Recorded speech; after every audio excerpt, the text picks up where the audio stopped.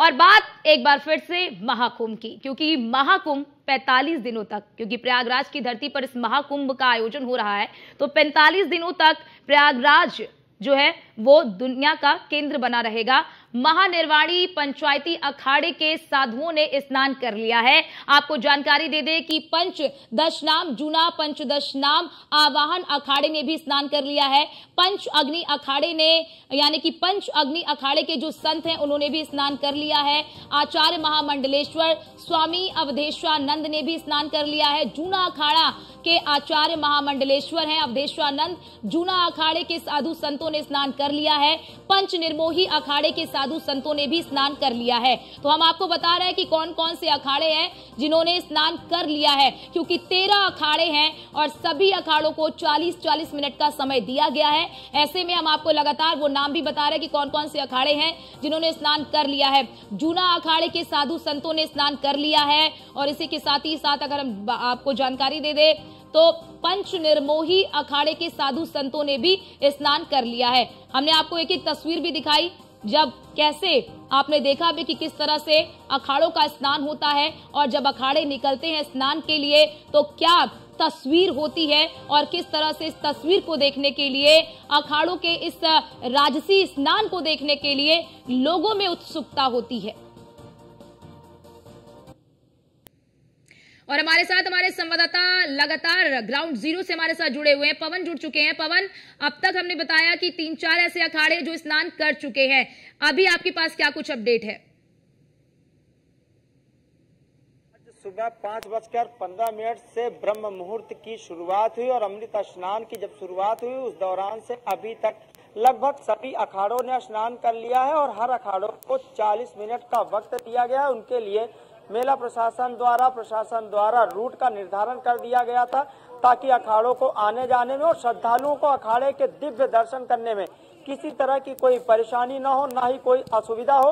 हालांकि प्रशासन द्वारा तमाम वो व्यवस्थाएं हैं वो पहले से सुनिश्चित कर ली गई थी और जिस तरीके से बीते कल से मैंने पहले बताया कि लगातार प्रयागराज में जो लाखों करोड़ों श्रद्धालु कह लीजिए वो प्रयागराज के संगम तट पर इस ऐतिहासिक, इस अलौकिक पल के इंतजार में बैठे हुए थे जब उनको अखाड़ों के दिव्य दर्शनों, क्योंकि ये पूज्य संत जो वर्षों कंदराओं में, गुफाओं में, पहाड़ों में बैठकर तप करते हैं, तपस्या करते हैं, उसके बाद जब ये संगम में स्नान करते हैं, उस स्नान के बाद ये श्रद्धालु जो इंतजार करते हैं कि अखाड़ों के जो नागा साधु हैं, जो सन्यासी हैं, स्नान कर लें, उसके बाद वो उसी पवित्र नदी में स्नान करें, जो उनका पुण्य है उसको 4 गुना ज्यादा मिले।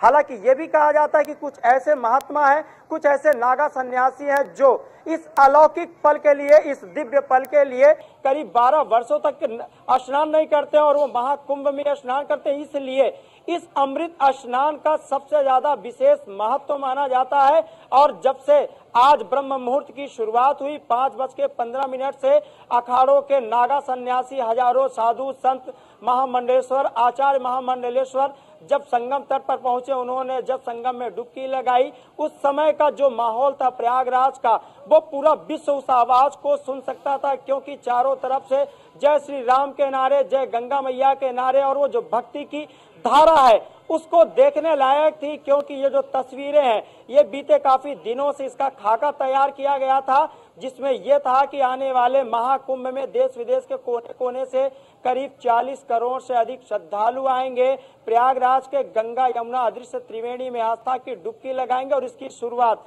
बीते कल 13 जनवरी से पौष पूर्णिमा स्नान पर्व के साथ शुरू हो गई, जहां पर बीते कल ही करीब 1,60,00,000 श्रद्धालुओं ने गंगा यमुना अदृश्य त्रिवेणी में आस्था की डुबकी लगाई। अगर हम आज की बात करें तो आज समय करीब 12 बजने के आसपास का है और जो आंकड़ा है, जो अभी तक आंकड़े सामने आए, करीब 1.5 करोड़ से अधिक श्रद्धालु गंगा यमुना अदृश्य त्रिवेणी में आस्था की डुबकी लगा चुके हैं। हालांकि ये जो आंकड़ा है देर शाम तक ये 2 गुना होने की संभावना है, क्योंकि प्रयागराज के संगम तट पर और विभिन्न जो स्नान घाट हैं वहां पर श्रद्धालुओं का आगमन लगातार हो रहा है। और तस्वीरों की अगर हम बात करें तो बिल्कुल पवन, कोई अप्रिय घटना की तो नहीं सामने आई है, क्योंकि देखिए बड़ा क्राउड है और क्राउड मैनेजमेंट एक बड़ी चुनौती भी प्रशासन के लिए होती है। तो क्या ऐसे में कोई अभी तक कोई अप्रिय घटना तो सामने नहीं आई है?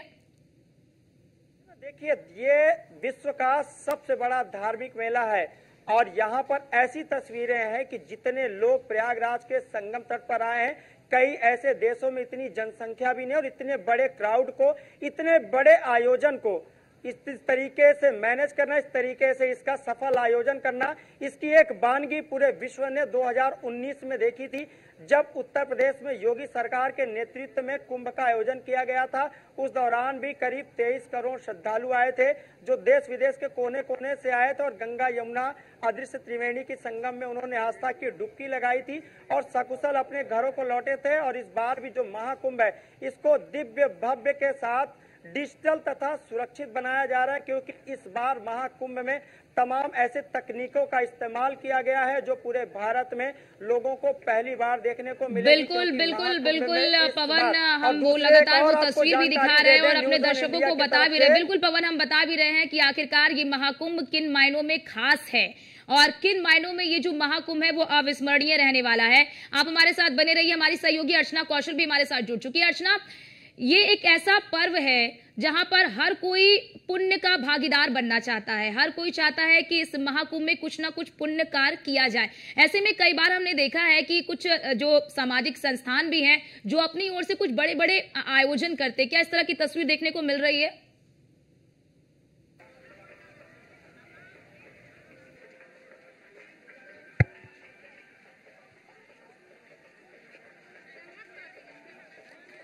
बिल्कुल अर्चना, देखिए हर कोई पुण्य का भागी बनना चाहता है और आज जब हम अमृत स्नान की बात कर रहे हैं, इसकी भी यही मान्यता माना जाता है कि जो स्नान करता है वो अपने पापों का प्रायश्चित करता है। गंगा मां में स्नान करने के बाद उसके सारे पाप दूर हो जाते हैं, उसकी आत्मा की शुद्धि हो जाती है, ये भी कहा जाता है। और देखिए अर्चना, जब आपने महाआयोजन की बात की तो फिलहाल इस वक्त महाकुंभ ही सबसे बड़ा महाआयोजन यहाँ पर है, जिसके लिए ये माना जा सकता है कि भव्य दिव्य तरीके से यहाँ व्यवस्थाएं की गई है। श्रद्धालु जो यहाँ पहुंचे बस वो इंतजार इस बात का कर रहे थे कि कब ये सुबह का जो समय है जब तमाम नागा साधु सड़कों पर उतरे, वो यहाँ से निकले, स्नान करें और उसके बाद ये मौका, ये सौभाग्य उन्हें मिले। अर्जुन, देखिए हमने लोगों से यहाँ पर बात की है, श्रद्धालुओं से हमने समझा है कि आखिर क्यों इतने उत्साहित रहते हैं लोग इस स्नान को करने के लिए। तो लोगों का, श्रद्धालुओं का ये मानना है कि ये कोई मेला हमारे लिए नहीं है, ये हमारे लिए आस्था का केंद्र है और ये सिर्फ एक स्नान नहीं है, ये हमारे लिए आत्मा की शुद्धि है और अपने पापों का प्रायश्चित है। इसीलिए शायद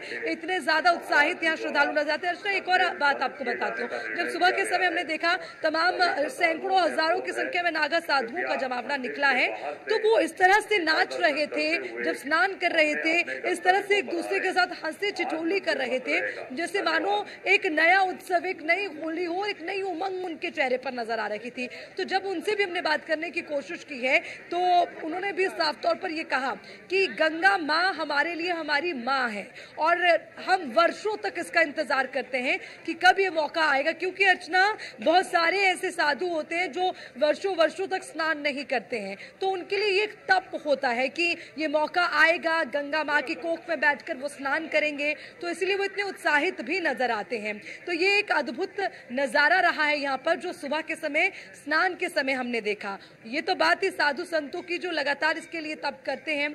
उसके बाद बात आती है श्रद्धालुओं की, जिनका जमावड़ा मेरे पीछे लगातार आप देख रहे हैं, और इसे हम श्रद्धालुओं का सैलाब कहें या फिर आस्था का जन सैलाब कहें, ये कहना गलत नहीं होगा। जो उत्साह है वो देखते ही बनता है।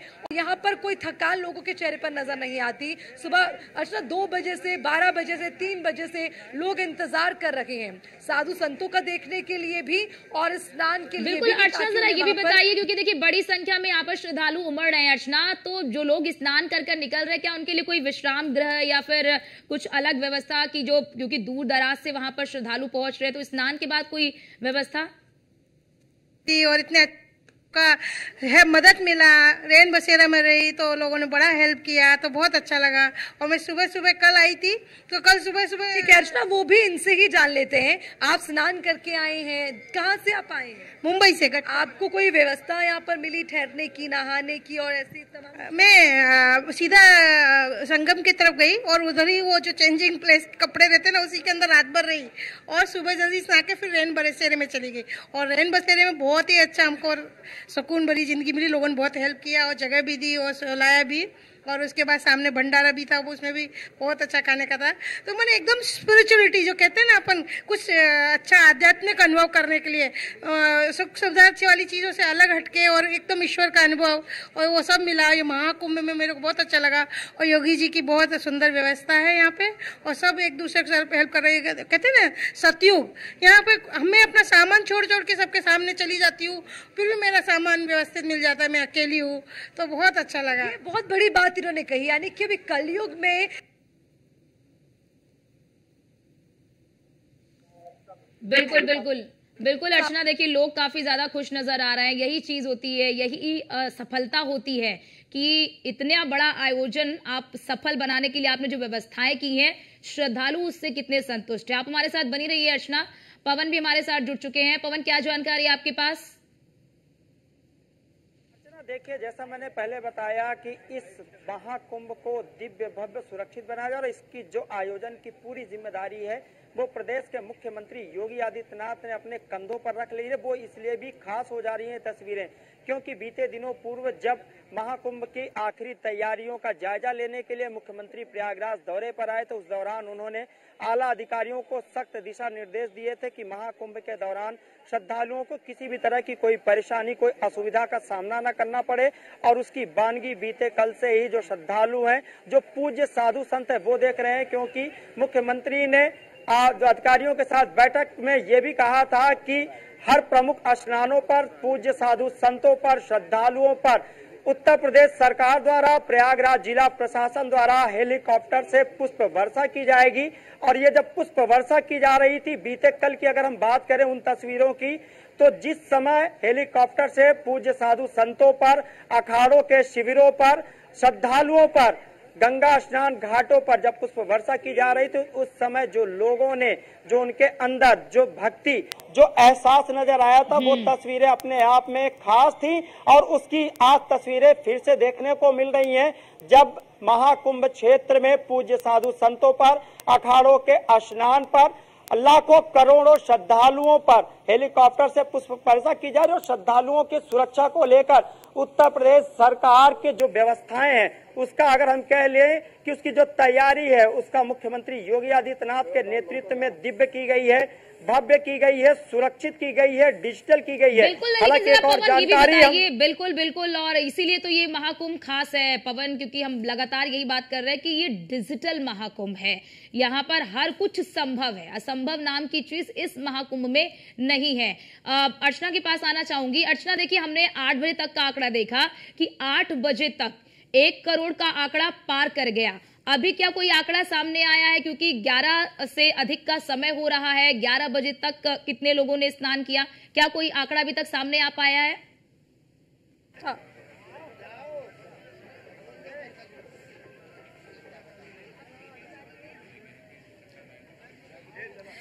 अच्छा, देखिए अभी अगर बात कहें तो देखिए कल तक का जो आंकड़ा था उससे ये आंकड़ा डबल होता क्रॉस नजर आ रहा है, लेकिन इसको एक आंकड़े में समा के रख पाना मुश्किल होगा क्योंकि लगातार अर्चना यहाँ पर जो श्रद्धालु हैं वो स्नान कर रहे हैं और अर्चना लगातार यहाँ पर श्रद्धालु स्नान कर रहे हैं। हालांकि अब что должен каждый побывать на Махакумбе. Я обязательно сюда еще раз вернусь. Я уже была здесь и вернусь еще раз.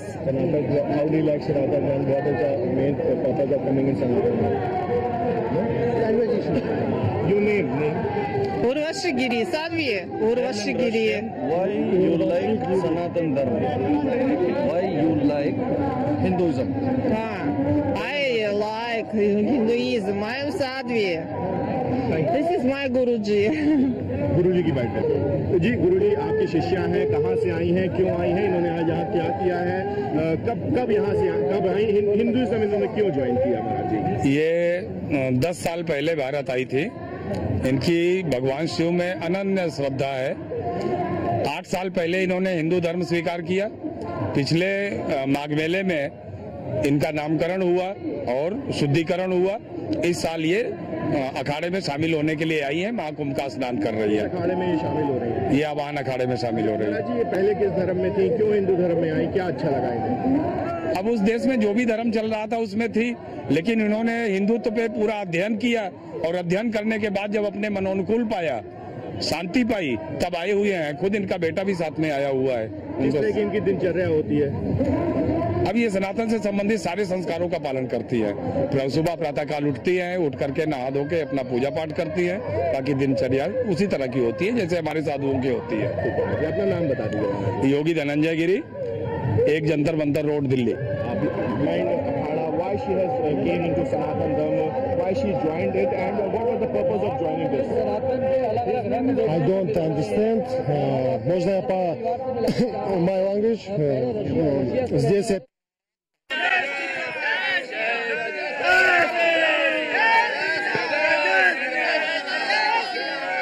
तो ये है युवा जोश, ये है युवा जोश और ये है सनातन की तरफ अग्रसर होते हुए युवा। बताएं कैसा लग रहा है? यहाँ पे आके बहुत ही अच्छा लग रहा है हमको। बहुत सालों बाद आए हम लोग, हम आसाम से आए हुए, बहुत 2 दिन के ट्रेवल से आए हुए हैं। बहुत ही अच्छा लगा यहाँ के। कैसा लग रहा है? यहाँ पे आके बहुत अच्छा लग रहा है। बहुत कुछ देखने को मिला हमको, बहुत चीज मतलब सीखने को भी मिला। हम स्नान कर लिया? हाँ जी, कर लिया। कैसा लगा? बहुत अच्छा लगा गंगा में स्नान करके। आसाम से यहाँ पहुँचे उत्तर प्रदेश में। उत्तर प्रदेश अपना प्रदेश सा लगा? बहुत अपना जैसा लगा, अपना जैसा ही लगा। मतलब यहाँ पे स्नान करके ऐसा लगा कि दिल को इतना शांति मिला, इतना शांति मिला कि हमें, मतलब मैं बहुत बड़ा महाकाल का भक्त हूँ। जय श्री राम, जय महाकाल। मुझे इतना अच्छा लगा कि मैंने जो मतलब बचपन से जो चीज किया हुआ, जितना पाप किया हुआ सब धुल गया। मुझे इतना शांति। बिल्कुल अर्चना, देखिए युवा जो है वो भी सनातन की ओर अग्रसर हो रहे हैं, सनातन से वो भी प्रेरित हो रहे हैं, वो भी इसके महत्व को समझ रहे हैं कि आखिरकार सनातन धर्म है क्या, सनातन हमें क्या सिखाता है। तो आप सभी हमारे साथ बने रहिए। अर्चना आप भी हमारे साथ बनी रहिए और पवन आप भी हमारे साथ बने रहिए, आशीष आप भी हमारे साथ बने रहिए। यहाँ पर एक छोटे से ब्रेक के लिए रुकते हैं। ब्रेक के उस पार लगातार महाकुंभ से जुड़ी हर एक जानकारी, हर एक तस्वीर आप तक पहुंचाते रहेंगे।